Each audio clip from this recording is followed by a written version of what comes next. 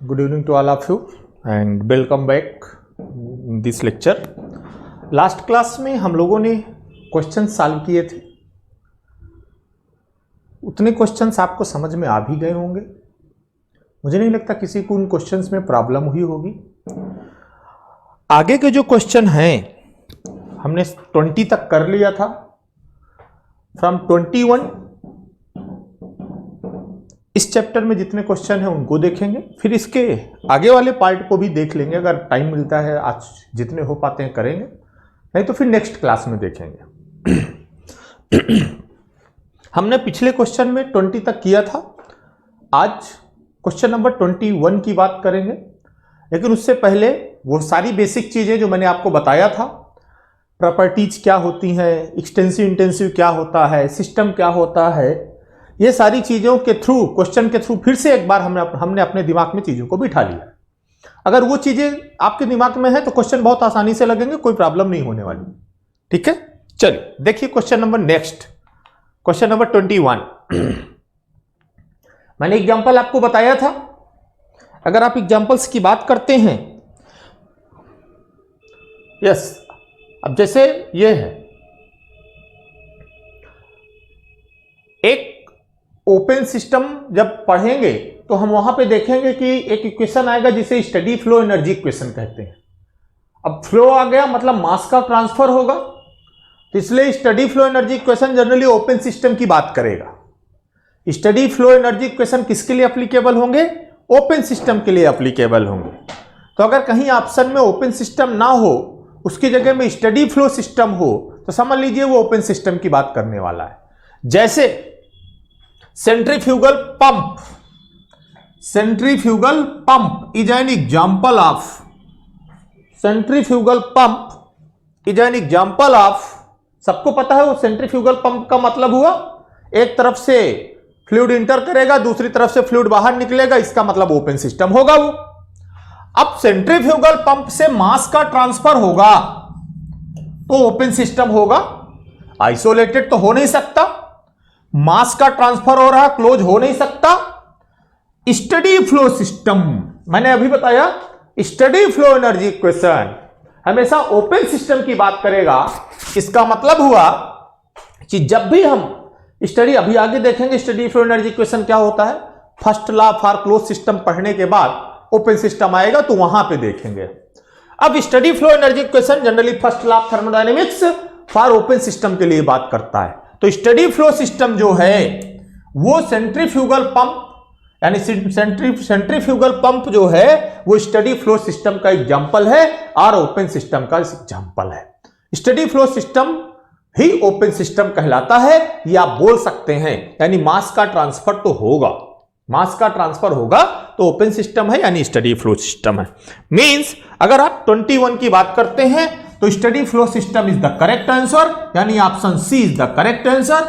और ये हो नहीं सकता, इसका मतलब सी ही करेक्ट आंसर है, सी ही करेक्ट आंसर। अब इसमें हम मान लीजिए हमने नहीं पढ़ा स्टडी फ्लो, हमें कंफ्यूजन है, तो एलिमिनेशन वाला मेथड आप जान लीजिए। लेकिन ये पता कि सेंट्रीफ्यूगल पंप है तो वाटर का फ्लो होगा, किसी भी लिक्विड का फ्लो होगा, लिक्विड का फ्लो होगा मतलब मास का ट्रांसफर होगा, ये कंफर्म है।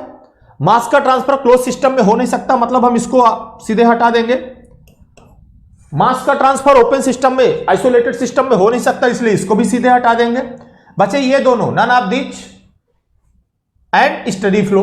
अब स्टडी फ्लो लिखा है मतलब मास का ट्रांसफर होगा, इसलिए generally steady flow energy equation यहां पे हम, अब इन दोनों में कंफ्यूजन है तो चांस ले सकते हैं भाई कौन हो सकता है। Generally none of the above तो मारोगे नहीं, स्टडी फ्लो मारने के ज्यादा चांस है, तो इसलिए option C correct answer. Question लगाते समय एग्जाम में ये चीजें भी ध्यान में रखना, इसे कहते हैं एलिमिनेशन मेथड। एलिमिनेट करके क्वेश्चन को, ऑप्शन को एलिमिनेट करके करेक्ट आंसर तक पहुंचना एलिमिनेशन और रिवर्स मेथड कहलाता है। यह भी एक टेक्निक है क्वेश्चन सॉल्व करने की। ठीक है, तो सी ऑप्शन इसका करेक्ट होगा। Next, yes, consider the following properties, which of the above property of a system is are extensive. कौन सी एक्सटेंसिव प्रॉपर्टी है? कौन सी एक्सटेंसिव प्रॉपर्टी है? क्वेश्चन नंबर 22 देखिए जरा यहां पे। एक्सटेंसिव भाई 4 प्रॉपर्टी के नाम दिया है। एंट्रोपी, एंट्रोपी एक्सटेंसिव प्रॉपर्टी है। एंट्रोपी एक्सटेंसिव प्रॉपर्टी है। विस्कोसिटी, विस्कोसिटी मास पे डिपेंड नहीं करती है भाई, फ्लूइड फ्लो हो रहा है ना। जब फ्लूइड चल रहा है, अगर फ्लूइड फ्लो हो रहा है तो ये मास पे डिपेंड जनरली नहीं करेगा। अब अगर ये मास पे डिपेंड नहीं करेगा, इसका मतलब विस्कोसिटी इंटेंसिव प्रॉपर्टी हो गई। विस्कोसिटी जानते हैं, फ्लूइड में पढ़ाया गया होगा, फ्लूइड में आपको बताया गया होगा what is the viscosity. Viscosity चाहे वो काइनेमेटिक विस्कोसिटी हो, चाहे डायनामिक विस्कोसिटी हो, चाहे उसको म्यू की बात करें that is the dynamic viscosity, चाहे न्यू की बात करें that is the kinematic viscosity. Viscosity is the property of the material. आप कहते हैं tau is directly proportional to du by dy कहते हैं ना, and tau is equal to mu into du by dy। आप बोलते हैं बात, और इसी को हम लोग विस्कोसिटी बोलते हैं। 2 लेयर के बीच में स्ट्रेस जो लगती है, ठीक है, इस प्रोपोर्शनल को बोलते हैं, यानी मास से इंडिपेंडेंट है, मास का कोई मतलब नहीं है। अब जब मास का कोई लेना देना इसके साथ नहीं है, इसका मतलब ये इंटेंसिव प्रॉपर्टी हो गई।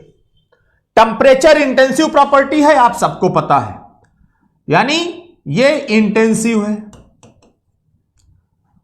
ये इंटेंसिव है।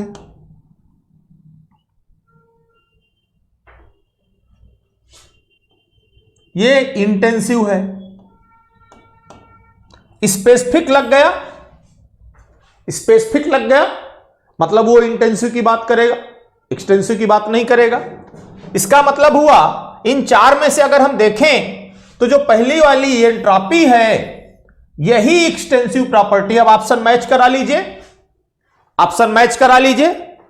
ओनली 1, 1 2 ये एक्सटेंसिव, नो 2 3 4 ये सब इंटेंसिव है, 1 2 4 नहीं। इसका मतलब A option is correct. Entropy एक ऐसी है जो कि एक्सटेंसिव प्रॉपर्टी है। Which are the following the above properties of the system is are extensive. कौन सी एक्सटेंसिव है? केवल एंट्रोपी एक्सटेंसिव है, यानी option A is the correct answer. Option A is the correct answer. बोलिए भाई, क्लियर हुआ? मतलब यहां पे ऑप्शन ए इसका करेक्ट आंसर होगा। ऑप्शन ए करेक्ट आंसर होगा। यहां तक चीजें समझ में आ गई सबको? किसी को कोई प्रॉब्लम, कोई कंफ्यूजन? क्लियर है? Okay, next. Which one of the property given below is an intensive. फिर से वही, कौन इंटेंसिव है? इंटेंसिव का मतलब independent of the mass, independent of the shape, independent of the shape. Intensive बोला है, याद रखिए, देखिए इंटेंसिव, इंटेंसिव मतलब जो मास पे डिपेंड ना करे। वॉल्यूम, शेप और साइज पे तो डिपेंड करता है, मतलब ये नहीं हो सकता है। Kinetic energy half m into V square होता है, मतलब ये भी नहीं हो सकता है। पोटेंशियल एनर्जी अगर आप m इंटू जी इंटू एच की बात करते हैं तो इसका मतलब मास आ गया, इसका मतलब ये भी नहीं हो सकता है। टेम्परेचर ही ऐसा है जो मास पे डिपेंड नहीं करता है, इसलिए क्वेश्चन नंबर 23 का आंसर सिंपल सा बी होगा, टेम्परेचर होगा, क्योंकि टेम्परेचर एक ऐसी प्रॉपर्टी है जो कि मास से इंडिपेंडेंट है, शेप और साइज से इंडिपेंडेंट है। अगर वो शेप और साइज से इंडिपेंडेंट है, इसका मतलब उसका आंसर बी होगा, टेम्परेचर होगा, वही इंटेंसिव प्रॉपर्टी होगी, वही इंटेंसिव प्रॉपर्टी होगी। क्लियर हो रहा है? क्वेश्चंस लगाने में मजा आ रहा है कि नहीं?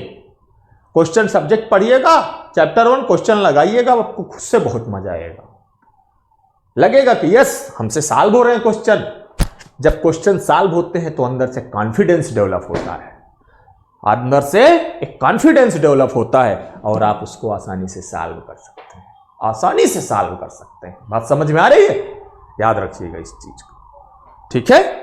Next question number 24।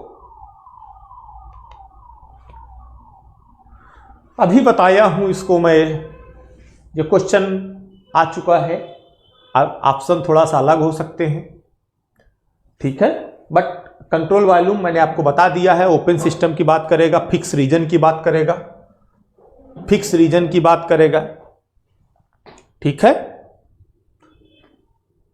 Open system का मतलब मास और एनर्जी का दोनों का ट्रांसफर होगा। ओपन है, मास और एनर्जी दोनों का ट्रांसफर होगा। अब वो एनर्जी हीट के रूप में हो सकती है, वर्क के रूप में हो सकती है, ठीक है। और जब दोनों का ट्रांसफर होता है तो ओपन सिस्टम होता है या कंट्रोल वॉल्यूम सिस्टम होता है, ये भी आप जानते हैं। उसी को कंट्रोल वॉल्यूम सिस्टम या ओपन सिस्टम कहा जाता है।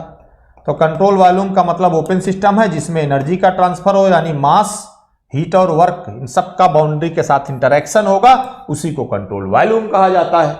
इसका मतलब कंट्रोल वॉल्यूम का मतलब हुआ आइसोलेटेड नहीं होगा। इसका मतलब आइसोलेटेड का मतलब ना तो मास का ट्रांसफर होगा और ना तो एनर्जी का ट्रांसफर होगा, दोनों का ट्रांसफर नहीं होगा। क्लोज सिस्टम होगा but heat and work can cross नहीं, क्लोज सिस्टम में मास का ट्रांसफर नहीं होता है। तो कंट्रोल वॉल्यूम जब क्लोज सिस्टम होता है तो हम कंट्रोल मास की बात करते हैं, कंट्रोल वॉल्यूम की बात नहीं करते हैं। मैंने लिखाया है नोट्स में, specific amount of mass in space नहीं, इसकी बात नहीं करेगा।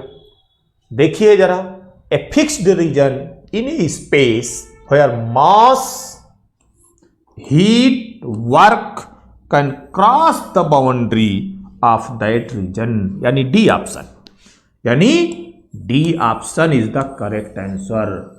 एक वो रीजन है जहां से मास, हीट, वर्क तीनों का ट्रांसफर होगा, मास, हीट, वर्क तीनों का ट्रांसफर होगा, वही हमारा इसका आंसर होगा, वही इसका आंसर होगा।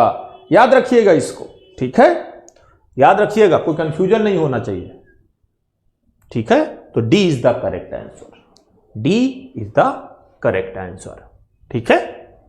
बता चुका हूं, कई बार बता चुका हूं इसको, इसलिए बहुत परेशान होने की जरूरत नहीं है, ऑलरेडी आप सब जानते हो उसको। नेक्स्ट है, which of the following are intensive. Intensive, intensive का मतलब इंडिपेंडेंट ऑफ द मास, जो मास पे डिपेंड ना करे। Kinetic energy half M into V square, इसका मतलब ये डिपेंड करेगा, तो ये तो नहीं होगा। स्पेसिफिक एंथैल्पी, स्पेसिफिक लग गया मतलब ये इंटेंसिव होगा।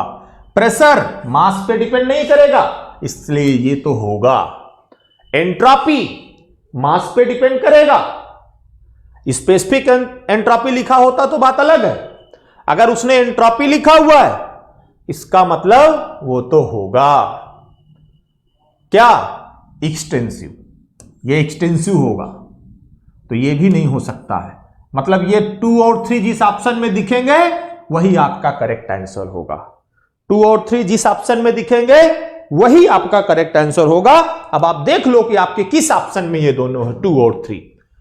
Option B, specific enthalpy and pressure, specific enthalpy and pressure, यानी B is the correct answer, B is the correct answer. इसका आंसर कौन सा सही है, बी सही है भाई। 1 और 3 काइनेटिक एनर्जी तो मास पे डिपेंड हो गई ना, 1 3 4 फिर 1 आ गया तो गलत हो गया, जिसमें जिसमें 1 आया वो गलत है।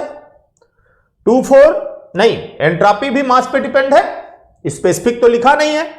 प्रेशर तो इंटेंसिव है ही है, इसमें 3 नहीं है, इसका मतलब ये गलत हो गया। तो 1 और यानी 2 और 3 ही करेक्ट आंसर हो सकते हैं। तो 2 and 3, 2 and 3, 2 and 3, इसका मतलब option B is the correct answer, option B is the correct answer. Clear है? क्लियर है? समझ में बात आ रही है? और आना चाहिए, आ रही होंगी बातें। उम्मीद करता हूं कि चीजें आपको क्लिस्टर क्लियर हो रही हैं, चैप्टर समझ में आ रहा है। मेन है कॉन्सेप्ट समझ में आना। अगर आपको कॉन्सेप्ट समझ में आ जाए तो फिर आपको कोई प्रॉब्लम नहीं हो सकती है, तो फिर आपको कोई प्रॉब्लम नहीं हो सकती है। याद रखिएगा इस चीज को। अगर आपको कॉन्सेप्ट समझ में आ गया तो कोई प्रॉब्लम ही नहीं है आगे। ठीक है? सारे क्वेश्चन अपने आप कर ले जाएंगे। आप करके देखिएगा घर पे, सीट को आप निकालिएगा क्वेश्चन और घर पे करके देखिएगा अपने आप। फिर मेरा ये लेक्चर बाद में देख के मिला लेना। पहले अपने से करना, पहले अपने आप से करना, फिर इस लेक्चर को मेरे देखना कि आपने जो किया है वो कितने सही है और कितने गलत है। यह आपके ऊपर डिपेंड करता है, इसलिए आप जरूर देखिए, देखने की कोशिश करिएगा। अगर आप नहीं देखेंगे तो प्रॉब्लम है। देखिएगा, समझिएगा कि जो बताया जा रहा है उसमें से क्या सही है क्या गलत है। ठीक है? आप अपने आप में मतलब कहने का हुआ कि मैंने जो बताया है उसको तो बाद में देखिएगा, पहले अपने से क्वेश्चन सॉल्व करिएगा और देखिएगा कि आपने जो क्वेश्चंस किया है उसमें से कितने क्वेश्चन सही हैं। ठीक है? जो बुकलेट आए, आप जो मिले नोट्स, उसमें से लगाते समय एक रफ पेज ले लेना। रफ पेज पर 1 से लेकर के इस तरह सब लिखते हुए चले जाना, ऐसे जो भी हैं ऐसे लिखते हुए चले जाना और सॉल्व करके अपने आप से देखना कि 1 का कौन सा है, 2 का कौन सा है, 3 का कौन सा है। यहां लिख लेना एक सीरीज में। लिखने के बाद फिर इस लेक्चर पे आना, इस लेक्चर को देखना और देख करके समझना, मिलाना कि आपने जो लगाए हैं वो कितने सही हैं मेरे बताने वाले से। अब इसमें से अगर आपने 10 है मान लीजिए, 10 में से आपके एक आध क्वेश्चन गलत होते हैं, 2 गलत होते हैं तो चलता है। 10 में से अगर 8 क्वेश्चन गलत हो जाते हैं तो कतई नहीं चलता है। मतलब आपने ब्लंडर किया है, कुछ ना कुछ गड़बड़ किया है, समझ में नहीं आया, ध्यान से पढ़ा नहीं है सब्जेक्ट को, इसलिए नहीं हुआ है सॉल्व आपसे। इसलिए क्वेश्चन लगाते समय पहले अपने कॉन्सेप्ट को क्लियर करिएगा, अपने आप क्वेश्चन सॉल्व करिएगा, फिर लेक्चर से मिलाइएगा कि आपका सलूशन मेरे सलूशन से कितना मैच करता है। तब तो क्वेश्चंस आपको आएंगे, एग्जाम में कर पाएंगे। अगर सिर्फ मेरे बताने पे चले गए तो फिर आपको क्वेश्चन अपने आप, जब तक इस दिमाग को नहीं चलाओगे तब तक आप आंसर टिक नहीं कर पाओगे एग्जाम में। इसलिए कोशिश करिएगा, पहले एग्जाम में देखिए, पहले अपने से सॉल्व करिएगा, समझिएगा, अपने से देखिएगा, समझिएगा, फिर बात करिएगा कि यस ये जो कहा है सर ने, अब यहां पे मैं मिलाता हूं मेरे कितने आंसर सही हैं, और फिर देखना अपना कॉन्फिडेंस लेवल, फिर देखना अपना कॉन्फिडेंस लेवल। क्यों मैं ऐसा कह रहा हूं कि मेरे बताने के बाद अगर आपने टिक कर लिया तो फिर आपने अपना तो लगाया नहीं।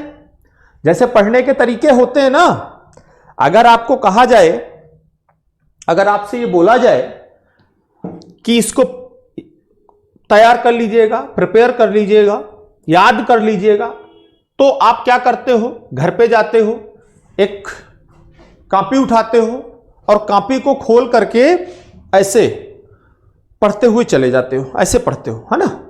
और जब ऐसे पढ़ते हुए चले जाते हो और कोई पूछता क्या कर रहे हो, कहते हो नहीं याद कर रहा हूं मैं। क्या यार, मजाक है क्या?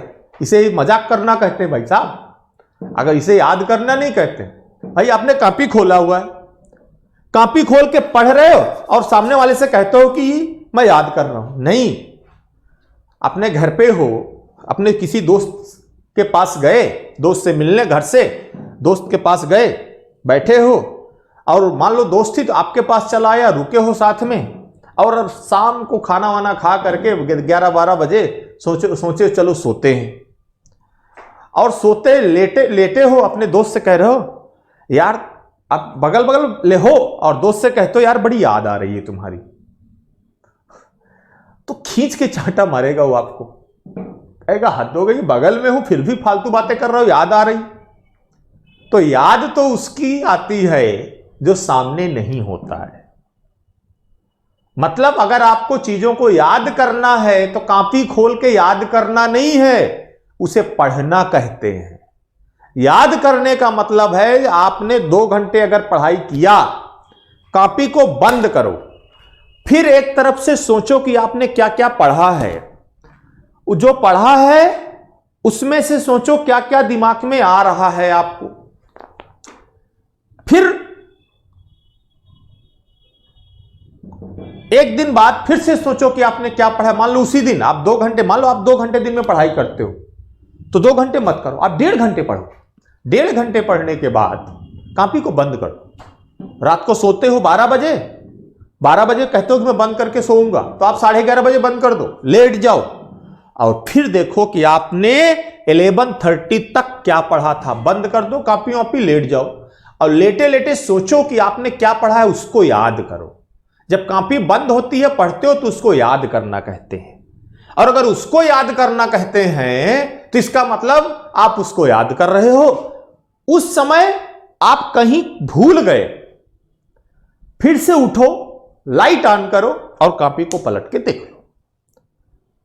फिर से कॉपी बंद करो, लेट जाओ, लेट के फिर से उसको रिवाइज करो। जब ऐसा करोगे देखना आपका मेमोरी कितना तेज बढ़ेगा, बहुत तेजी से याद होगा। याद करने की कोशिश करना और देखना कितना याद होता है, वो बहुत तेजी से याद होगा। अगर इसको फॉलो कर लिए तो समझिए कि आप बहुत तेजी से चीजों को याद कर पाएंगे। बंद करके सोचिए और हर एक सब्जेक्ट का एक शॉर्ट नोट्स जरूर बनाइएगा।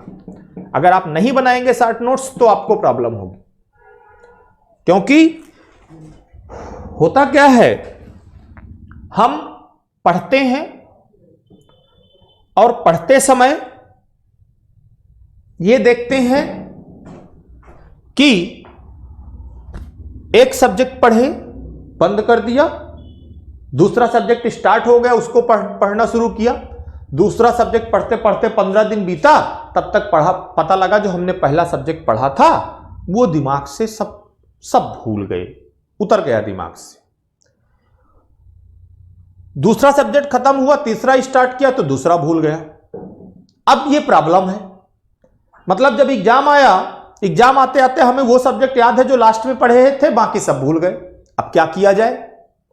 तो इसलिए जब आप सब्जेक्ट को पढ़िएगा तो सब्जेक्ट को पढ़ते समय यह आप ध्यान रखिएगा कि सब्जेक्ट को पढ़ते समय एक बढ़िया सी कॉपी ले लीजिए या डायरी ले लीजिए।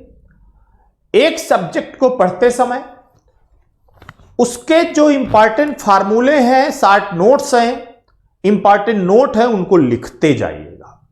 जैसे थर्मोडायनेमिक्स है, थर्मोडायनेमिक्स को पढ़ते समय भी आप यही काम करेंगे, शॉर्ट नोट्स बनाएंगे। जब थर्मोडायनेमिक्स खत्म हो तो जो आपकी मेन नोट्स है वो तो रहे ही, शॉर्ट नोट्स 3 से 4 पेज, 5 पेज मैक्सिमम, 5 पेज पे एक आपकी शॉर्ट नोट्स बन जानी चाहिए। पूरी थर्मो का फार्मूला, कॉन्सेप्ट, नोट इंपॉर्टेंट उसमें आ जाए। उस 5 पेज में थर्मो हो गई, 3-4 पेज में अगला सब्जेक्ट हो गया, 4-5 पेज में अगला सब्जेक्ट हो गया। मतलब पढ़ते पढ़ते जब आपके 13-14 सब्जेक्ट खत्म हुए तो फाइनली आपके पास एक शॉर्ट नोट्स बन के तैयार हो गई। और वो शॉर्ट नोट्स मैक्सिमम कितने पेज की है? 50 page, 50 pages, 50 pages, 55 pages, 60 page, इससे ज्यादा तो नहीं होगा। और जब 50-60 पेज की आप शॉर्ट नोट्स बना लिए, 50-60 पेज की आप शॉर्ट नोट्स बना लिए, तो फिर आप कहोगे अब क्या हुआ? 50-60 पेज की शॉर्ट नोट्स बन गई। आपने थर्मो की शॉर्ट नोट्स बनाई थी, दूसरा सब्जेक्ट पढ़ रहे थे। दूसरा सब्जेक्ट पढ़ते पढ़ते आपने किसी दिन 2 घंटे टाइम निकाला, जो 4-5 पेज का शॉर्ट नोट्स बनाया है उसको पलट डाला। जब उस शॉर्ट नोट्स को पलटते हो तो शॉर्ट नोट्स से देखने से पूरी थर्मो आपके दिमाग में फिर से घूम गई। इसी तरह दूसरा सब्जेक्ट पढ़े तो उसकी शॉर्ट नोट्स आ गई, उसको रिवाइज किया और बार बार हफ्ते भर, 10 दिन, संडे वनडे, जब भी एक दिन छुट्टी मिले, इस शॉर्ट नोट्स को रिवाइज करते रहो। जब बार बार इस 60 नोट्स को रिवाइज करोगे और जब 50-55 पेज की 60 नोट्स बार बार रिवाइज करोगे तो एक दिन ऐसा आएगा, एक कंडीशन ऐसी आएगी कि विद इन 2 to 3 आवर्स पूरे 50 से 55 पेज, 50 से 55 page, 50 to 55 page, 45 to 50 page जितने में आपने बना लिया हो, यह आपका हुनर है कि आप कितने पेज में 60 नोट्स को बना लेते हो। और जब उस 60 नोट्स को जब आप रिवाइज करोगे तो 2 से 3 घंटे 4 घंटे में पूरी 60 नोट्स आप रिवाइज कर डालोगे अगर उसको बार बार पढ़े रहोगे तो। और एग्जाम से पहले जो आपके ऊपर ये प्रेशर आता है कि इतने सब्जेक्ट कैसे तैयार करके जाएं, कि कैसे सॉल्व कर पाएंगे, इसका फार्मूला पढ़ो तो उसका फार्मूला भूल जाता है, उसका फार्मूला पढ़ो तो इसका फार्मूला भूल जाता है, क्या करें। तो जब आप उस 60 नोट्स को रिवाइज करोगे विद इन 24 आवर्स, जब आपके एग्जाम के 24 घंटे रह गए हैं तो सारी नोट्स को किनारे रखो, सारी नोट्स को एक तरफ रखो और सिर्फ क्या करें, वो जो 50-55 पेज की आपने नोट्स बनाई है उस नोट्स को रिवाइज करना स्टार्ट करो। एग्जाम देने जाने से पहले वो नोट्स विद इन 24 आवर्स आप कम से कम 5-7 बार पढ़ डालेंगे। और जब उन 50 पेज की नोट्स को 5-7 बार आपने पढ़ लिया तो आप समझ लीजिए कि आप मैक्सिमम क्वेश्चन, वहां पे जाके कंफ्यूजन नहीं होगा। फ्लूइड का क्वेश्चन थर्मो में नहीं, फ्लूइड का फार्मूला थर्मो में मिक्स नहीं होगा, थर्मो का फार्मूला किसी और में मिक्स नहीं होगा, जिसका फार्मूला है वो आपको याद ही रहेगा। मैन्युफैक्चरिंग का फार्मूला है, सब आपको याद रहेंगे, कंफ्यूजन नहीं होगा। जब फार्मूले और 60 नोट्स में कंफ्यूजन नहीं होगा तो फिर आपको क्वेश्चन सॉल्व करने में कोई प्रॉब्लम नहीं होने वाली है, कोई प्रॉब्लम नहीं होगी आपको। और अगर कोई प्रॉब्लम नहीं होगी तो सिलेक्शन कैसे नहीं होगा। इसलिए उस 60 नोट्स को बना के रखिए, 45 से 50 पेज की एक नोट्स बनाइए जिसमें सारे सब्जेक्ट के फार्मूले आ जाएं और उस फार्मूले की नोट्स को धीरे धीरे ऐसे करिएगा कि बीच बीच रिवाइज करते रहिए। आप उसको रोज आधे घंटे दे दीजिए। जैसे हमारे घर में मम्मी पापा या दादा दादी सुबह उठ के नहा धो करके रामचरितमानस का पाठ करते हैं आधे घंटे, हनुमान चालीसा पढ़ते हैं, आपकी वही 50 पेज की जो 60 नोट्स है वही रामचरितमानस है, वही हनुमान चालीसा है, वही सब कुछ है। रोज अगरबत्ती जला के उसी को आधे घंटे 1 घंटे रिवाइज कर लिया करिए और देखिए सारे फार्मूले आपकी इस खोपड़ी के अंदर घुस जाएंगे। जब फार्मूले खोपड़ी के अंदर चले गए तो आपका कोई सिलेक्शन होने से रोक नहीं सकता है, कोई नहीं रोक पाएगा। इसलिए आपके लिए वो बहुत जरूरी है, उसको जरूर बनाइएगा। फिर देखिएगा कि आप किस तरीके से आपके दिमाग के अंदर चीजें जाती हैं, कैसे क्वेश्चन सॉल्व होते हैं। जब फार्मूले और 60 नोट्स तैयार होंगे तो आपके सारे क्वेश्चंस लगेंगे बहुत आसानी के साथ। ठीक है, इसको एक बार अप्लाई करिएगा, देखिएगा कि जो मैंने बताया है ये करने से फायदा हो रहा है। एक मैंने कहा कि याद करने वाली बात, कॉपी खोल के पढ़ते हो और कोई पूछता क्या कर रहे हो, कहते हो सब्जेक्ट याद कर रहे हैं। मैंने आपको बोला ना, इसे याद, कोई बगल में बैठा हो, घर में आया हो और उससे कह दो आज तुम्हारी बहुत याद आ रही, खींच के चाटा मारेगा। सामने बैठे हो, कह रहे हो याद आ रही, याद उसकी आती है जो सामने नहीं होता है। तो कॉपी बंद करके सोचो तो याद करना है, कॉपी खोल के पढ़ोगे तो उसे पढ़ना कहते हैं। जब पढ़ते हो तो चीज़ें दिमाग में नहीं रहती हैं, कॉपी बंद करके सोचते हो तो चीज़ें दिमाग में रहती हैं। इसलिए इन चीज़ों को थोड़ा सा सोचिएगा, समझिएगा, फिर बताइएगा मुझको कि जो मैंने कहा था वो सही है कि नहीं। ठीक है, चलिए आगे को आते हैं क्वेश्चन में। क्वेश्चन नंबर 25 सर हो गया था, क्वेश्चन नंबर 26। कितनी बार मैं इसको बताया हूं, कहां तक हो गए थे? 26। Which of the following is not an extensive property? कौन सी है जो एक्सटेंसिव नहीं है, जिसमें स्पेसिफिक लग जाए वो एक्सटेंसिव नहीं है। मैंने बताया था ये बात आपको, जिसमें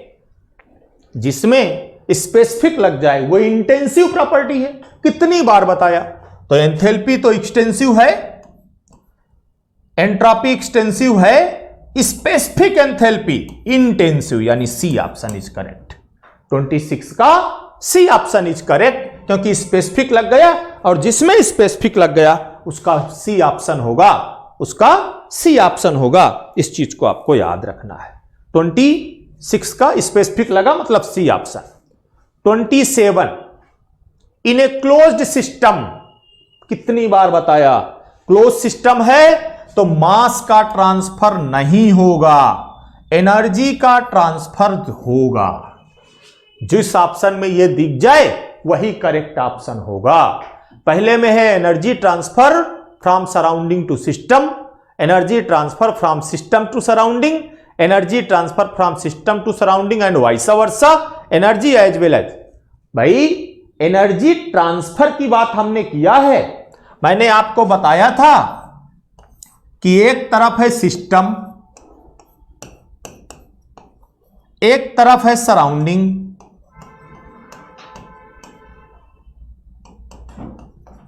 इन दोनों के बीच में इंटरेक्शन दो चीजों का हो सकता है, या तो एनर्जी का होगा या तो मैटर का होगा, या तो एनर्जी का होगा या तो मैटर का होगा। और एनर्जी का इंटरेक्शन अगर करना है तो दो चीजों से हो सकता है, या तो हीट के मोड में या तो उसके मोड में। अब यह कहीं नहीं कहा गया कि सिस्टम ही हमेशा एनर्जी ट्रांसफर करेगा। अरे भैया सराउंडिंग क्यों नहीं कर सकता है, सराउंडिंग भी कर सकता है ना, सराउंडिंग एनर्जी यहां ट्रांसफर कर सकता है, सिस्टम एनर्जी यहां ट्रांसफर कर सकता है, दोनों एक दूसरे को दे ले सकते हैं। भैया वन वे रिलेशनशिप नहीं चलता है, गिव एंड टेक रिलेशनशिप चलता है, गिव एंड टेक रिलेशनशिप चलता है।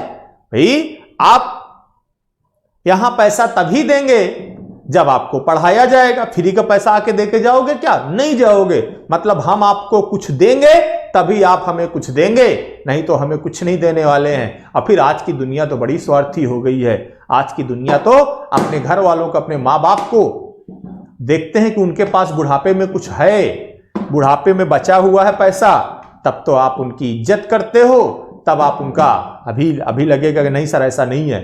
बट समाज बदलते देर नहीं लगती। आप देखिएगा आगे आने वाले समय में देख रहे हैं, लोग अपने माँ बाप को अनाथाश्रम में छोड़ जाते हैं, वृद्धाश्रम में छोड़ जाते हैं, है ना। क्यों? क्योंकि उनको लगता है इनके पास कुछ नहीं बचा, जो इनके पास था वो हमें दे दिया, अब ये हमारे सर पर भार है। अब हमारे सर पे अगर ये भार है तो हम इनको क्यों अपने साथ रखें, क्योंकि आप सोचते हो ये हमारे लिए भार है, हम इनके ऊपर खर्चा नहीं कर सकते। लेकिन वहीं आपके पापा बहुत होशियार थे, उन्होंने पहले आपको कुछ नहीं दिया, अपने नाम पर 50 लाख बचा के रखा है। तो फिर पापा के लिए सुबह चाय भी आएगी, पापा के लिए सुबह आलू के पराठे भी आएंगे, पापा के शाम को पैर भी दबाए जाएंगे, क्योंकि पापा के पास 50 लाख 1 करोड़ रखा हुआ है। तो अगर वो पैसा है यानी पापा के पास कुछ है। आज की दुनिया में ये बहुत कड़वी लेकिन सच्ची बातें हैं। बट याद रखना, अगर माँ बाप की इज्जत नहीं कोई करता है तो उसकी कभी तरक्की नहीं होती है लाइफ में, कभी नहीं हो सकती है। ना तो उनकी कमी कोई पूरा कर सकता है और ना तो, इसलिए आदमी पढ़ लिख करके हम कितना भी आगे बढ़ जाएं, लेकिन माँ बाप होते हैं, उनके बिना कुछ भी नहीं हो, ना आप ना मैं ना कोई भी। इसलिए माँ बाप की इज्जत जरूर करना लाइफ में, अदरवाइज कभी नहीं सक्सेस हो सकते हो। तो इसलिए कहते हैं कि गिव एंड टेक रिलेशनशिप है। तो अगर गिव एंड टेक रिलेशनशिप है तो जब आप हमें कुछ देंगे तभी हम आपको देंगे। वही काम सिस्टम और सराउंडिंग के बीच में है कि सिस्टम भी एनर्जी ट्रांसफर कर सकता है सराउंडिंग में, सराउंडिंग भी एनर्जी ट्रांसफर कर सकता है सिस्टम में। तो क्लोज सिस्टम का मतलब हुआ energy transfer from the system to the surrounding and vice versa. And vice versa का मतलब सराउंडिंग से सिस्टम या सिस्टम से सराउंडिंग। केवल एनर्जी का ट्रांसफर होगा, मास का ट्रांसफर नहीं होगा। तो जिसमें मास होगा वो तो गलत हो गया। Energy transfer from the system to surrounding, surrounding to system, energy transfer from system to surrounding, मतलब इसमें दोनों हो सकते हैं, energy transfer from system surrounding and vice versa. Energy as well as mass ये नहीं हो सकता, मतलब सी ऑप्शन इज करेक्ट। दोनों एक दूसरे को ट्रांसफर कर सकते हैं।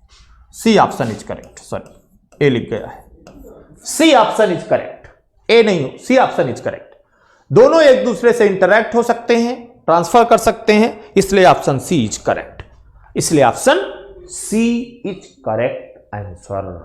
ठीक है, okay. 28 specific volume of a gas is the volume of मैंने specific volume of a gas, specific volume की बात कर रहा है, बताइए 28 का। स्पेसिफिक जहां लग गया मतलब पर यूनिट मास, स्पेसिफिक जहां लग गया मतलब पर यूनिट मास, मास से डिवाइड करने पर ही स्पेसिफिक आता है। तो स्पेसिफिक का मतलब पर यूनिट मास, जहां पे unit mass of the gas दिखे वही ऑप्शन सही होगा इसका। इसका मतलब हुआ total amount of gas at some state temperature and pressure, नहीं ये नहीं होगा, ये नहीं होगा। यूनिट मास लग गया मतलब ये होगा, इसका भी कोई मतलब नहीं है। जहां unit mass of the gas लिख गया वहीं पे, यानी specific volume of a gas is the volume of unit mass of the gas, volume of the unit mass of the gas, यानी 28 का बी ऑप्शन करेक्ट होगा। पर यूनिट मास जहां हो जाए वही स्पेसिफिक वैल्यू होती है, कोई भी हो। स्पेसिफिक वॉल्यूम हो सकती है, स्पेसिफिक एंथैल्पी हो सकती है, स्पेसिफिक एंट्रोपी हो सकती है। इन सबको जब डिवाइड करते हैं तो वही स्पेसिफिक कहलाता है। क्लियर हुआ? Next question number 29। Question number 29, which of the following is the property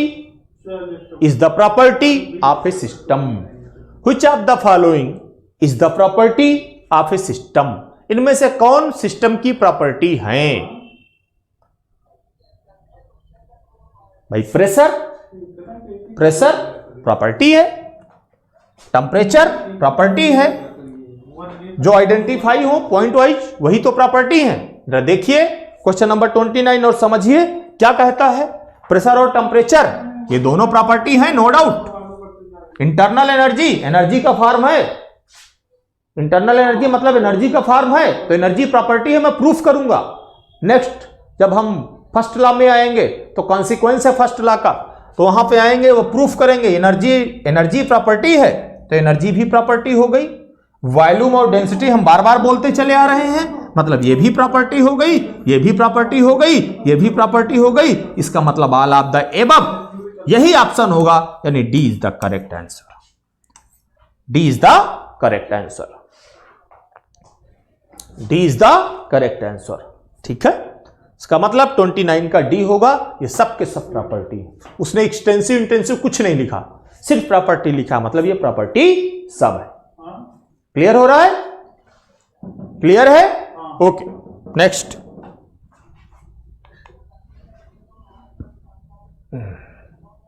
question number 30। Question number 30, consider the following.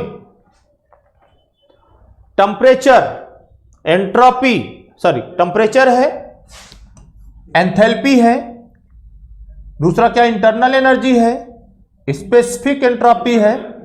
कह रहा है which of these are extensive property, इनमें से कौन सी एक्सटेंसिव प्रॉपर्टी है, यानी वो सब जो मास पे डिपेंड करेंगी वो सब एक्सटेंसिव प्रॉपर्टी होंगी। अब इसमें आप ये देखो कि कौन कौन सी प्रॉपर्टी है जो मास पे डिपेंड करने वाली है, मास पे डिपेंड करने वाली है। टेम्परेचर तो नहीं है, टेम्परेचर तो नहीं है, एंथैल्पी जरूर है, एंथैल्पी मास पे डिपेंडेंट है, एंथैल्पी मास पे डिपेंड करने की बात करता है, लेकिन टेम्परेचर नहीं करता है। इंटरनल एनर्जी मास पे डिपेंड करने की बात करता है। टोटल इंटरनल एनर्जी आप देखेंगे तो आपकी इंटरनल एनर्जी डिपेंड करने की बात करता है, यानी ये भी होगा। स्पेसिफिक लग गया मतलब ये नहीं होगा। स्पेसिफिक का मतलब पर यूनिट मास, स्पेसिफिक का मतलब पर यूनिट मास। इसका मतलब 2 है एक्सटेंसिव प्रॉपर्टी और 3 है एक्सटेंसिव प्रॉपर्टी। देखिए किस ऑप्शन में 2 और 3 आ रहा है, किस ऑप्शन में? ए में 3 और 4 दिया है, मतलब नहीं है। बी ऑप्शन में 2 और 4 दिया है, मतलब नहीं है। सी ऑप्शन में 2 और 3 दिया है, मतलब C option is the correct answer. C option is the correct answer, क्योंकि सी में 2 और 3 दिया है। हमने यहां से देख लिया जो जो मास पे डिपेंडेंट होने वाली हैं वो एंथैल्पी है, इंटरनल एनर्जी है, इसलिए यही दोनों होंगे 1 और 4। जिसमें 1 और 4 आ जाए उन ऑप्शन को कट कर दो। इसमें 4 आया कट कर दो, इसमें 4 आया कट कर दो, इसमें 4 आया कट कर दो।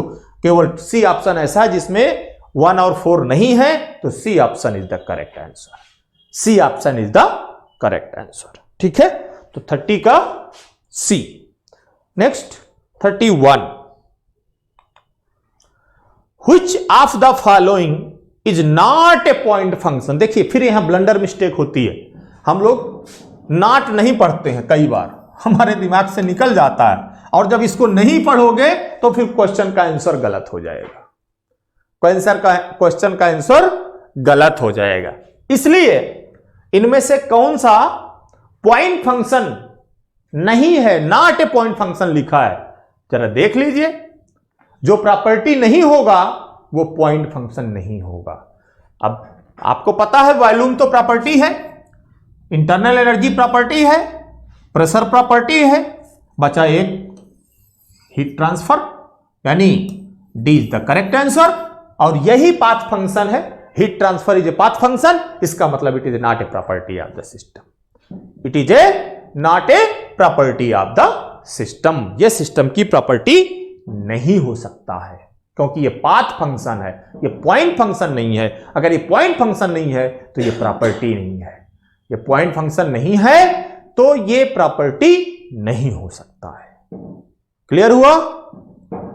ओके। क्वेश्चन नंबर 32 देखिए जरा, क्वेश्चन नंबर 32 क्या कहता है? Aircraft engine is an example of. जो आपका एयरक्राफ्ट इंजन है वो किसका एग्जाम्पल है? जो एयरक्राफ्ट इंजन है वो किसका एग्जाम्पल है, ये आपको देखना है। भाई इंजन तो कोई भी होगा, एक तरफ से फ्यूल आएगा, दूसरी तरफ से एग्जॉस्ट बाहर जाएगा, इसका मतलब कुछ मास आ रहा है, कुछ मास जा रहा है। कौन सा सिस्टम हुआ? ओपन सिस्टम हुआ। कौन सा सिस्टम हुआ? ओपन सिस्टम हुआ। इसका मतलब कोई भी इंजन हो वो किसका एग्जाम्पल होगा? ओपन सिस्टम का एग्जाम्पल होगा, जिसमें मास आएगा और एनर्जी भी आएगी और जाएगी। इसका मतलब वो ओपन सिस्टम होगा, वो क्लोज नहीं होगा, आइसोलेटेड नहीं होगा। क्वासी का इक्विलिब्रियम का मतलब आप समझते हैं, इसका तो सिस्टम से कोई लेना देना ही नहीं है। ठीक है, इसका मतलब 32 में ओपन सिस्टम होगा, जिसमें एनर्जी का भी ट्रांसफर होगा और जिसमें मास का भी ट्रांसफर होगा, यानी मास और एनर्जी दोनों का ट्रांसफर हो जाए तो वही ओपन सिस्टम है। यानी इंजन एक ओपन सिस्टम कहलाता है अगर वो एयरक्राफ्ट इंजन हो तो। कोई भी इंजन, ऐसे इंजन भी आपका ओपन सिस्टम है, जहां वाल्व लगी है वो ओपन सिस्टम है, मैंने बताया था आपको एग्जांपल में। क्वेश्चन नंबर 33, क्वेश्चन नंबर 33 कहता है which one is not the property of a thermodynamic system। इनमें से कौन है जो कि थर्मोडायनामिक प्रॉपर्टी नहीं है? कितनी बार, हर बार वही बात। ठीक है, हर बार क्वेश्चन अपना रूप बदल रहा है, रूप बदल बदल के आ रहा है। ठीक है, जैसे भगवान के कई रूप होते हैं वैसे ही इस प्रॉपर्टी वाले क्वेश्चन के कई रूप हैं, अपने सारे रूप दिखा देगा आपको। ठीक है, हर जगह आपको भगवान के दर्शन करा रहा है, आप कर लो, अगर कर ले गए समझ लिए तो बेड़ा पार है। ठीक है, यानी यहां पे देखो प्रॉपर्टी कह रहा है क्या है? which one is not, not जरूर पढ़ लेना, नहीं तो कुछ न भगवान की जगह राक्षस के दर्शन हो जाएंगे आप। ठीक है, अगर नॉट नहीं आया नजर में तो भगवान की जगह राक्षस के दर्शन हो गए, सब सत्यानाश हो जाएगा। नॉट ए प्रॉपर्टी, प्रेशर तो प्रॉपर्टी है ना, प्रेशर क्या है? प्रॉपर्टी है ना। एंथैल्पी प्रॉपर्टी है, कई बार बोल चुका हूं, एंथैल्पी प्रॉपर्टी है, कई बार बोल चुका हूं। एंट्रोपी प्रॉपर्टी है, कई बार बोल चुका हूं। फिर से ये बैठा हुआ है जिसका नाम है हीट, और हीट ट्रांसफर एक पाथ फंक्शन है। अगर ये पाथ फंक्शन है तो इसका मतलब ये प्रॉपर्टी नहीं हो सकता है, अगर नहीं प्रॉपर्टी है तो इसका मतलब D option is the correct answer. D option is the correct answer. कितनी बार ये आया है? ठीक है, बात समझ में आ रही है। नेक्स्ट और मुझे लगता है चैप्टर 1 के फर्स्ट सीट का ये लास्ट क्वेश्चन है, ध्यान से देखिए क्या कहता है। A definite state, a definite area और space where some thermodynamic process take place is known as। अगर एक डेफिनेट एरिया है और वहां पे थर्मोडायनामिक प्रोसेस हो रहा है, उसको क्या बोलते हैं, ये आपको पहले ही बताया है। जहां पर हमारा सारा अटेंशन होता है, जिस एरिया में हम प्रोसेस करते हैं, मैंने पहली क्लास में बताया था कि एक कोई लड़का है, डिप्लोमा करके चला आया बेचारा, ठीक है, और उस लड़के का नाम कुछ है, मान लो हमने बोला कि इस लड़के का नाम राम है। ये लड़का डिप्लोमा कर लिया, लेकिन बेचारा इतना गधा है कि इसको कुछ नहीं समझ में आना, लेकिन इसको जेई बनना है। जेई बनने के लिए ये आया यहां पे, अश्विनी सर से मिला कि सर मुझे जेई बनना है। सर ने कहा ठीक है एडमिशन ले लो। आपने एडमिशन ले लिया। आपकी मुलाकात थर्मो पढ़ते समय मुझसे हो गई, कुछ और सब्जेक्ट पढ़ते समय किसी और से हो गई। जब आप थर्मो पढ़े, मुझसे मुलाकात हुई, तो आपका सारा अटेंशन मेरे ऊपर चला आया और मैंने कहा यस ठीक है, आप आ जाओ, एडमिशन लो, आपको हम पढ़ाएंगे और आपको हम एक गधे से एक इंजीनियर बनाएंगे। बुरा मत मानना, मैं ही समझ लो पढ़ते समय गधा था और मैं अपने टीचर के पास चला गया।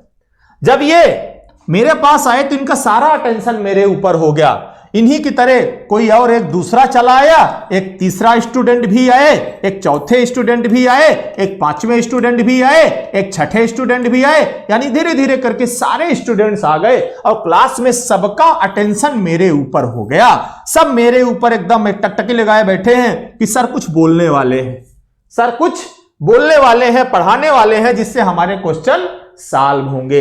यानी आप सबका अटेंशन उस एरिया में आया, यानी यहां पे इस एरिया में जहां मैं हूं, मेरे ऊपर कुछ प्रोसेस होने वाला है, कुछ प्रोसेस होने वाला है। तो जहां पे हमारा सबका अटेंशन आता है, जहां हमारा सबका ध्यान जाता है, जहां पे हम ध्यान देते हैं, जिस एरिया को स्पेसिफाई करते हैं, जहां पे कुछ प्रोसेस होता है, उसी को सिस्टम बोला जाता है। उसी को क्या बोला जाता है? सिस्टम, थर्मोडायनामिक सिस्टम बोला जाता है। इसीलिए यह कहा गया कि वो डेफिनेट एरिया, वो डेफिनेट स्पेस जहां पर हम थर्मोडायनामिक प्रोसेस की बात करते हैं, उसको थर्मोडायनामिक सिस्टम कह दिया जाता है। उसको क्या कह दिया जाता है? थर्मोडायनामिक सिस्टम कह दिया जाता है। थर्मोडायनामिक साइकिल तो अलग हो गया,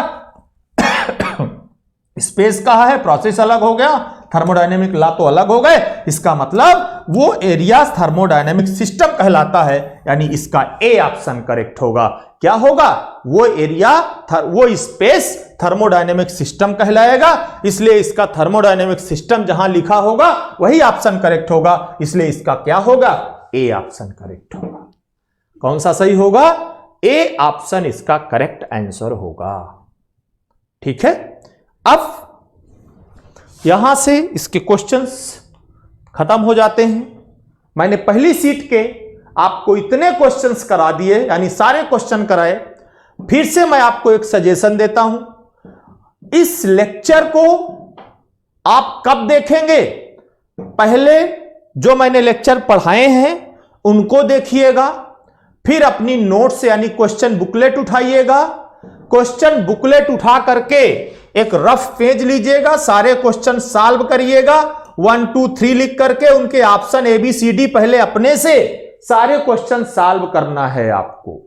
सारे क्वेश्चन अपने आप सॉल्व करिएगा, देखिएगा कि 34 क्वेश्चन में से कितने क्वेश्चन हैं जिनको आप कर पा रहे हो। अगर 34 में से 20 क्वेश्चन, 30 क्वेश्चन सॉल्व हो जा रहे हैं, इसका मतलब आपको लेक्चर समझ में आ रहे हैं। इसका मतलब आपको इस क्लास को देखने में कोई प्रॉब्लम नहीं होनी चाहिए। और पता लगा आपने पूरी लेक्चर देख डाला और आपसे 34 क्वेश्चन में से 30 क्वेश्चन नहीं आ रहे हैं, तो मेरा पढ़ाना बेकार है, आपका पढ़ना बेकार है। फिर तो आप टीचर बदल दो, फिर तो आप कुछ भी कर लो, उनसे पढ़ने की जरूरत नहीं है। केवल मेरे सब्जेक्ट में नहीं, किसी में, या तो आपने पढ़ा नहीं है और या तो मैंने आपको ढंग से पढ़ाया नहीं है।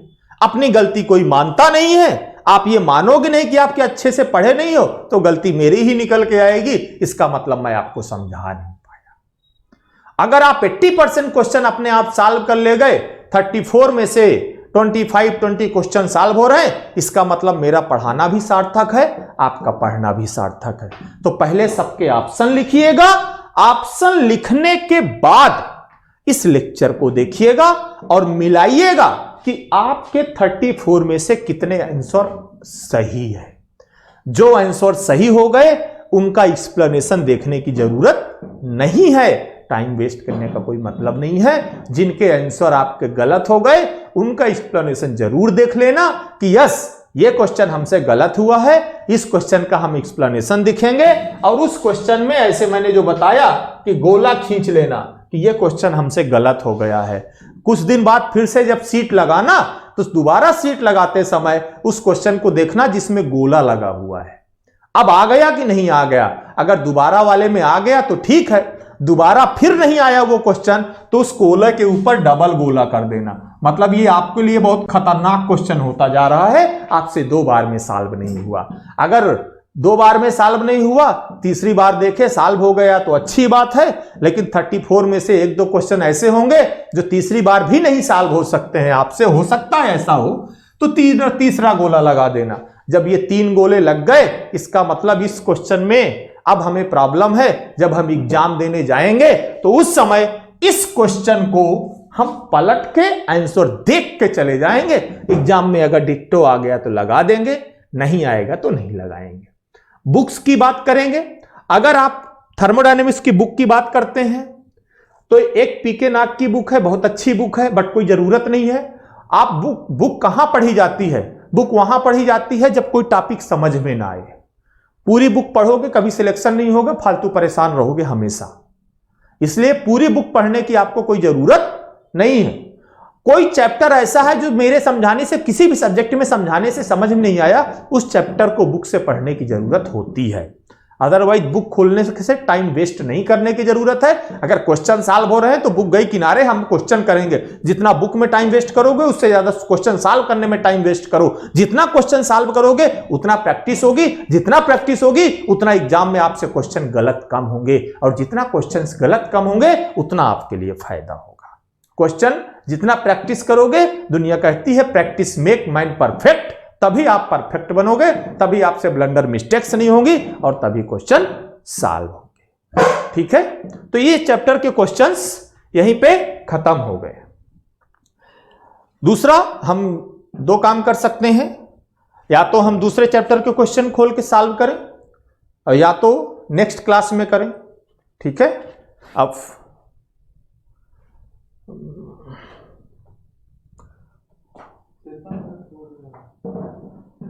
ऐसा है, आज टाइम हो गया है। ठीक है, नेक्स्ट क्लास में नेक्स्ट चैप्टर के क्वेश्चंस करते हैं।